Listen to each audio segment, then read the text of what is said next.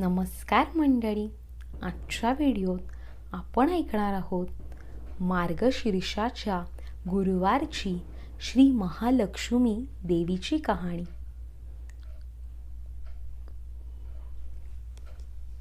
श्री महालक्ष्मी देवीची कहाणी. श्री गणेशाय नमः. श्री लक्ष्मी देव्यै नमः. ओम श्री क्लूम ओम धनम देहि माम. ओम धनदाय नमस्तुभ्यं निधिपद्मधिपाय च. भवन्तु त्वत्प्रसादान्मे धनधान्यादी संपदा. ध्यानी घ्यावी श्री लक्ष्मी देवीची कहाणी. द्वापार युगातली सौराष्ट्र देशाची मोहिनी. आटपाट नगर होतं. तिथं एक राजा होता. राजाचं नाव होतं भद्रश्रवा. तो शूर होता, दयाळू होता, प्रजादक्ष होता. देवा ब्राह्मणांना, साधू संतांना सुखवीत होता. राजाच्या राणीचं नाव होतं सूरजचंद्रिका. ती रूपानं सुंदर होती, पण स्वभावानं गर्विष्ठ होती. मागच्या जन्मी ती होती एका वैश्याची बायको. नवऱ्याचं तिचं भांडण होई. घरी वैतागली, गेली निघून रानात. तिथं पाहिलं सुवासिनींना. त्या करीत होत्या लक्ष्मी व्रत. तिनं पाहिलं व त्यांच्याबरोबर तसं व्रत केलं. दुःख गेली, दारिद्र्य संपलं, परिस्थिती सुधारली. देवीची भक्ती करीत होती. पुढे गेली ती मरून. पुढचा जन्म स्त्रीचाच आला. पुढे भाग्य उजळलं. भद्रश्रवा राजाशी लग्न झालं. ऐश्वर्य हाती आलं. गर्वानं फुगली. गरिबांना विसरली. तोऱ्या ताठ्यानं बोलू लागली. दासदासींवर खेकसू लागली. एकदा काय झालं, देवीच्या मनी आलं राणीला भेटावं, मागची आठवण द्यावी, ती ओळखते का पाहावं. राणी राजवाड्यात मजेत राहत होती. राजा तिचं कौतुक करी. त्या दोघांना 7 मुलगे झाले. एक मुलगी झाली. मुलीचं नाव होतं श्यामबाला. एके दिवशी अचानक देवीनं म्हातारीचं सोंग घेतलं. फाटकं वस्त्र ल्याली. हाती काठी घेतली आधाराला. हळूहळू पावलं टाकत आली राणीला भेटायला. वाड्याशी आली अन आरोळी दिली. आहे का कोणी घरात? घालील का कोणी घास? दासी आली बाहेर. म्हातारी दिसली समोर. तिनं विचारलं, कोण ग तू? कुठून आलीस? काम काय काढलंस? तुझं नाव काय? गाव काय? काय हवंय तुला? म्हातारी सांगू लागली. हळू आवाजातच, तशातच खोकला येई मधून मधून.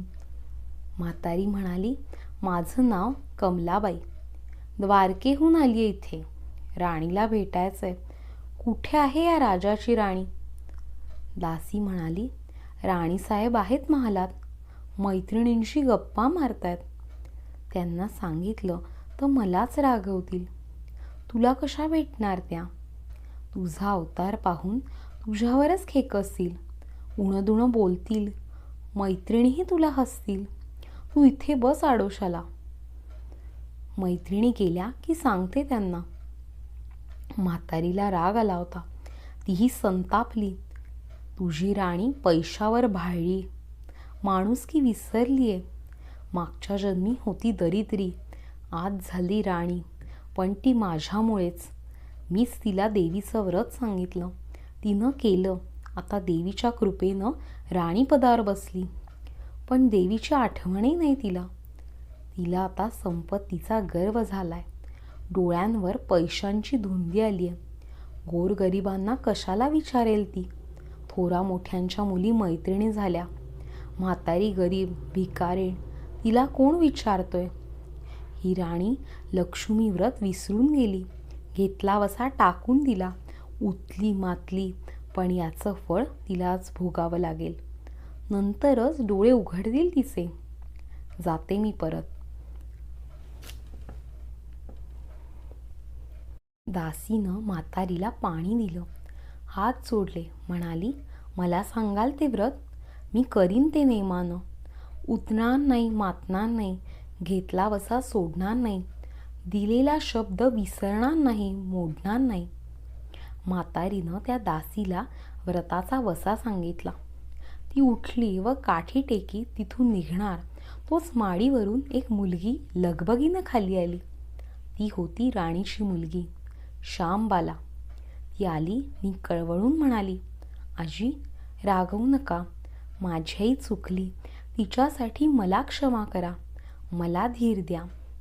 आईला दिलेला शाप मागे घ्या, मी तुमच्या पाया पडते, मुलीवर दया करा. म्हातारीला आली मुलीची दया. मुलीची होती कोमल काया. ती क्षणभर मुलीकडे डोळे भरून पाहत होती. तिनं मुलीला लक्ष्मी व्रताचा वसा सांगितला व ती मुलीचा निरोप घेऊन निघणार तोच राणी तरातरा आली माडीवरून. दाराशी येते तर दिसली ती म्हातारी. राणी कडाडली, कोण ग तू थेरडे, इथे कशाला आलीस? जा इथून, उठ लवकर, नाहीतर हकलून द्यायला सांगते तुला. लाज नाही वाटत तुला इथे यायची? दुसरी घरं नाहीत तुला? म्हातारीचे डोळे गरगर फिरले, कपाळावर आठ्या उमटल्या. नी तडक ती निघून गेली परत. पुढं दासीनं लक्ष्मी व्रत केलं. तिची स्थिती उत्तम सुधारली. ती गेली दासी पण सोडून व पुढं सुखानं संसारही सुरू होता तिचा. पुढे मार्गशीर्ष महिना आला. पहिल्याच गुरुवारी श्यामबालेनं लक्ष्मी व्रत केलं. सगळे नियमधर्म पाळून 4 गुरुवार तिने ते व्रत केलं. शेवटच्या गुरुवारी थाटानं उद्यापन केलं. सिद्धेश्वर राजाच्या मालाधर नावाच्या राजपुत्राशी श्यामबालेचा विवाह झाला. तिला राजवैभव मिळालं. लक्ष्मी व्रताच्या प्रभावानं तिचा संसार सुखासमाधानानं चालू लागला. पण भद्रश्रवा व सुरचंद्रिका राणी यांना हळूहळू वाईट दिवस दिसायला लागले. शत्रूनं भद्रश्रवाचं राज्य लुबाडलं. सुरचंद्रिका राणी होती, ती स्थिती बदलली. भद्रश्रवाला फार वाईट वाटे. राणीला रडू कोसळे. पण करणार काय? एक एक दिवस चिंतेनं उगवत होता, तसाच मावळत होता. रानावनात हिंडून कष्टाचे दिवस ती काढत होती. भद्रश्रवाला वाटलं मुलीकडं जावं, तिला पाहावं. तो एकटाच तिच्या घरी निघाला. चालून चालून दमला होता. नदी तीरावर विसाव्यासाठी थांबला. राणीची दासी नदीवर येत होती. तिनं भद्रश्रवांना पाहिलं, ओळखलं. परत लगबगीनं घरी गेली. राजाला बातमी सांगितली.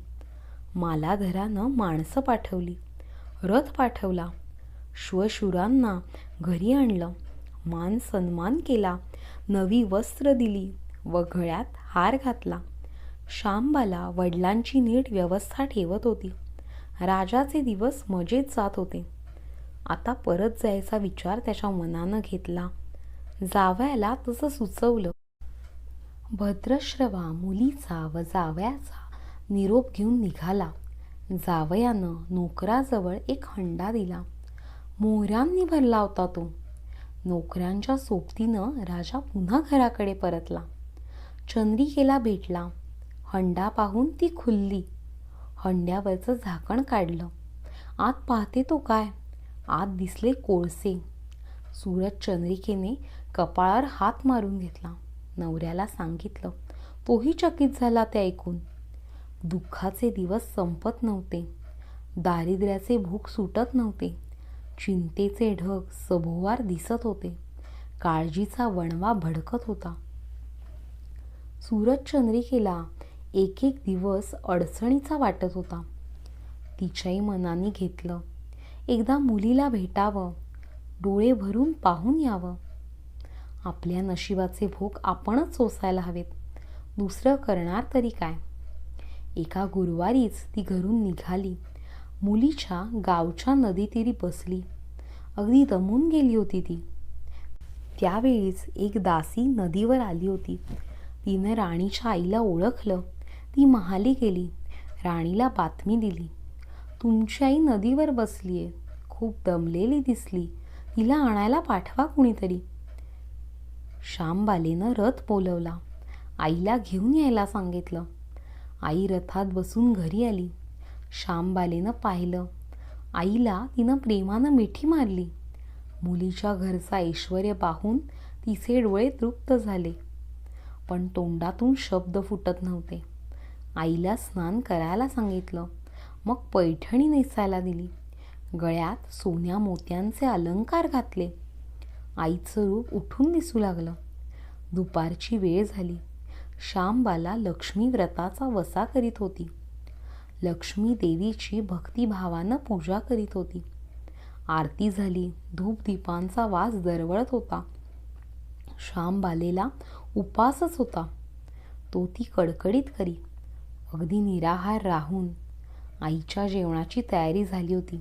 तिनं आईला जेवायला बोलावलं आणि आईला मागच्या जन्माची आठवण झाली. ती लक्ष्मी व्रताचा वसा करीत होती. लक्ष्मी देवीच्या कृपेनेच ती राणी झाली होती. ती म्हणाली, श्यामा, मी पण जेवत नाही. मीही तुझ्याबरोबर उपासच करीन. श्यामा ठीक आहे म्हणाली. मार्गशीर्ष महिनाच होता तो. 4ही गुरुवारी मुलीनं केलेलं व्रत तिच्या आईनं पाहिलं होतं. भक्तिभावानं नमस्कार करीत होती, उपास करीत होती. सर्व दुःख दूर व्हावीत म्हणून प्रार्थना करीत होती. महिना संपला व घरी जायचा विचार ठरला. तिला पोचवायला श्यामबाला बरोबर गेली होती. 4 दिवस राहून श्यामबाला परत निघाली. मालाधरानं पूर्वी पाठवलेला हंडा तिनं घेतला. त्यात मीठ भरलं व तो नोकराजवळ देऊन ती पुन्हा आपल्या राजवाड्यात आली. मालाधराशी गप्पा गोष्टीत वेळ जात होता. त्यानं सहज विचारलं, माहेराहून काय आणलंस? श्यामबालेनं बरोबर आणलेल्या हंड्याकडे बोट दाखवलं. मालाधरानं झाकण काढलं. आत काय दिसलं त्याला? मिठाचे खडे. अगं वेडे, हे मिठाचे खडे कशाला? इथे नाही का मिळत मीठ? हो मिळतं ना, पण हे मीठ माझ्या वडिलांच्या राज्यातलं आहे. वडिलांचं राज्य सौराष्ट्रात होतं. तिथल्या शेजारच्या समुद्राचं आहे हे मीठ.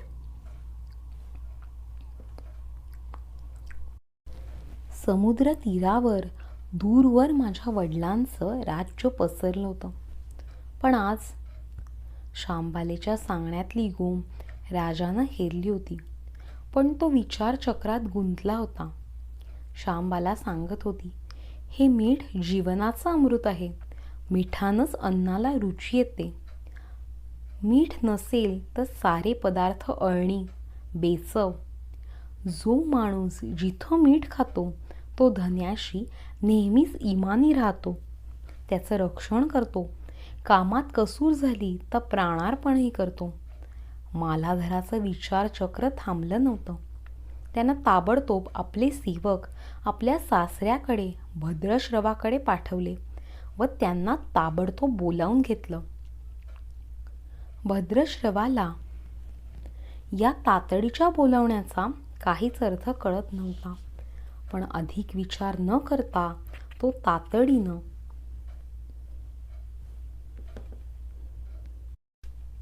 जावयाकडे आला. दोघांची गुप्त बैठक झाली व त्यातून एक नवा विचार निश्चित ठरला. भद्रश्रवाने आपली अनुमती दिली होती. मालाधरानं आपल्या मुख्य सेनापतींना ताबडतोब भेटून जाण्याची आज्ञा केली. सेनापती आले व त्यांनी मालाधरांना आदरपूर्वक वंदन केले. काय आज्ञा? असं नम्रपणे विचारलं. भद्रश्रवाचं राज्य जिंकून घेतलेल्या शत्रूवर ताबडतोब स्वारी करून जायचं. प्रत्येक सैनिकाच्या हाती या हंड्यातला एक एक मिठाचा खडा द्यायचा. शपथ घेऊन शर्थीनं झुंजायला सांगायचं. राजाच्या आज्ञेनुसार सेनापतीनं सर्व व्यवस्था केली व दुसऱ्याच दिवशी सर्व सेना घेऊन शत्रूवर चाल केली. शत्रू बेसावध. मालाधराचे सारे सैनिक अधिक सावधगिरीने शत्रूच्या राज्यावर तुटून पडले. घणाघाती लढाई सुरू होती. पण मालाधराच्या सैनिकांचा पवित्रा शत्रूला अडवताच येत नव्हता. शत्रूचे सैनिक जमिनीवर कोसळत होते. मालाधराचे सैनिक पराकाष्ठेनं पुढे सरसावत होते. युद्धाचं तांडव अखंड चालू होतं. सूर्य पश्चिमेकडे सरकत होता. थोड्याच वेळात अंधार पसरणार होता. मालाधराचे सैनिक अधिक ईर्षेनं पुढचं पाऊल पुढे खेचत होते आणि शेवटी मालाधराच्या सैन्यानं शत्रूचा पुरा फडशा पाडला होता.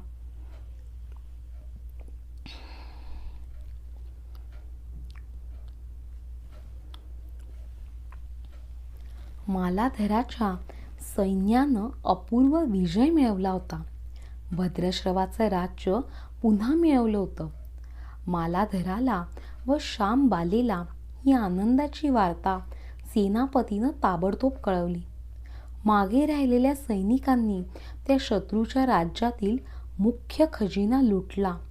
अफाट संपत्ती त्यांना मिळाली होती. ती पोत्यात भरून मालाधराकडे आणली. त्यात सोन्याच्या मोहऱ्या होत्या, अनेक नाणी होती, कित्येक शस्त्रांचा साठाही होता. मालाधरानं भद्रश्रवाला चंद्रिका राणीला घेऊन यायला सांगितलं.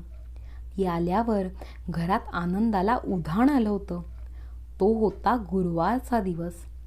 शामबालेनं लक्ष्मी व्रताची पूजा केली, आरती केली.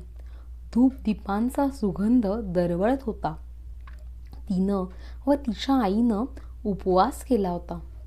रात्री देवीची आरती झाली, देवीला नैवेद्य झाला व सर्वांचं मिष्टान्नाचं जेवण झालं. मार्गशीर्ष महिन्यातला हा शेवटचा गुरुवार, लक्ष्मी व्रताचा शेवटचा दिवस. या मंगल मुहूर्तावर मालाधरानं भद्रश्रवाचं राज्य त्याच्या स्वाधीन केलं व या व्रताची खरी सांगता झाली. राजा राणी परत आपल्या सौराष्ट्रात आली. सूरजचंद्रिकेनं पुन्हा लक्ष्मी व्रताचा वसा घेतला व तो आजन्म पाळला. घरची स्थिती पुन्हा पूर्वीप्रमाणे सुधारली होती. राजाचे 7 मुलगे कुठेतरी दूरदेशी गेले होते. तेही अचानक घरी आले. त्यांना पाहून आईवडिलांना जो आनंद झाला त्याचं वर्णन शब्दात सांगणं अगदी अशक्यच. श्री लक्ष्मी देवीच्या व्रताचा हा अपूर्व अनुभव राजा राणीने पुढे सतत घेतला. त्यांचे जीवन निश्चिंत झालं होतं. दुःखाचं वादळ पूर्ण थांबलं होतं. सुखाचं वारं सर्वांना सुखवीत होते. अशी ही 60 उत्तरांची कहाणी सर्वांनी वाचावी, ऐकावी व लक्ष्मीच्या कृपेनं त्यांचं घर सदैव फुलावं अशी 5 उत्तरात सुफल संपूर्ण करून सर्वांनी देवीला वंदन करावं ही प्रार्थना.